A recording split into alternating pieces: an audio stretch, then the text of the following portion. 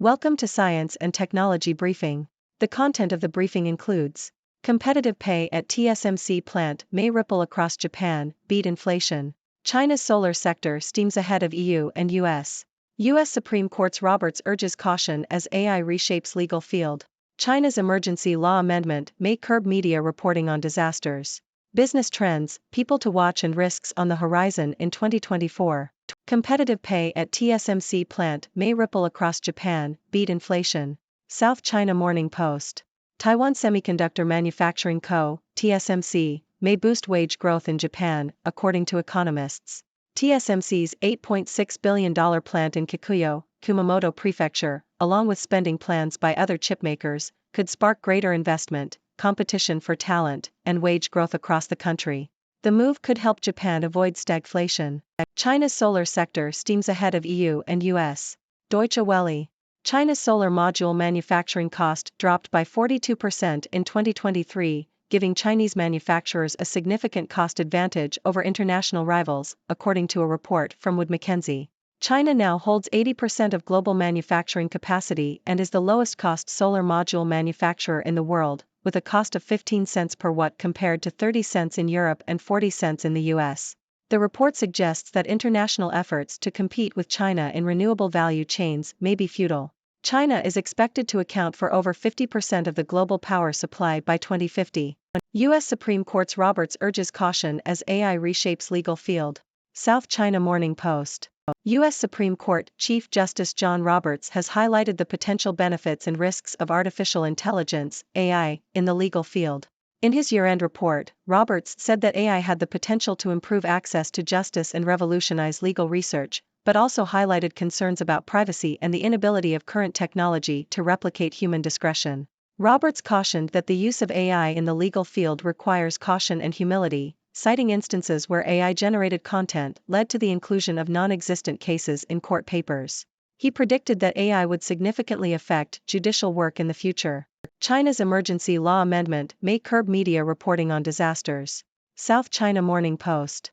China is set to amend its emergency law, which some fear could impose further restrictions on press coverage of disasters and accidents by the Chinese media. The draft amendment to the Emergency Response Law, released by the National People's Congress, NPC, proposes the establishment of a news interviewing and reporting system, without elaborating on what this means.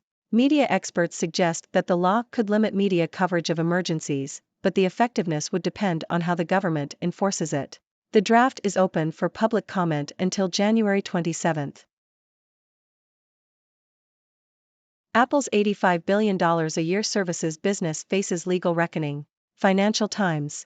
Apple's $85 billion a year services business could be impacted by a U.S. antitrust trial against Google, where it emerged that Google paid over $26 billion in 2021 to make its search engine the default on Apple devices. If Google loses the case, it could be forced to stop making regular payments to Apple, which are estimated to be worth a quarter of annual revenues earned by Apple's services arm.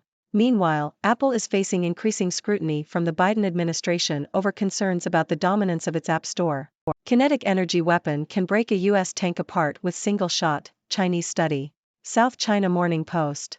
Scientists from China have discovered it could be possible to disable a U.S. military tank with just one shot from a kinetic energy weapon, even if it appears unharmed. The scientists carried out detailed tests on the damage capability of kinetic energy weapons against U.S. military tanks using experiments and simulations. They found that a solid sphere weighing 20 kilograms and traveling at 4 times the speed of sound could cause irreparable damage to the tank's inner workings, even if the outer layer appeared undamaged. With low-cost cancer treatment, Israel's PQR looks for foothold in China. South China Morning Post. Israeli medical technology company PQR is building a proton therapy center in China. The facility will be constructed in Taiyuan, East China's Shandong province, and will utilize the company's ultra-compact proton therapy system. The center will be the first of many to be built in the country as part of the Chinese government's efforts to make advanced medical treatment more affordable. PQR's chairman, Yang Chen, stated that the alternative proton therapy centers typically cost over $50 million to construct, while the construction of a PQR center typically takes less time and is more affordable.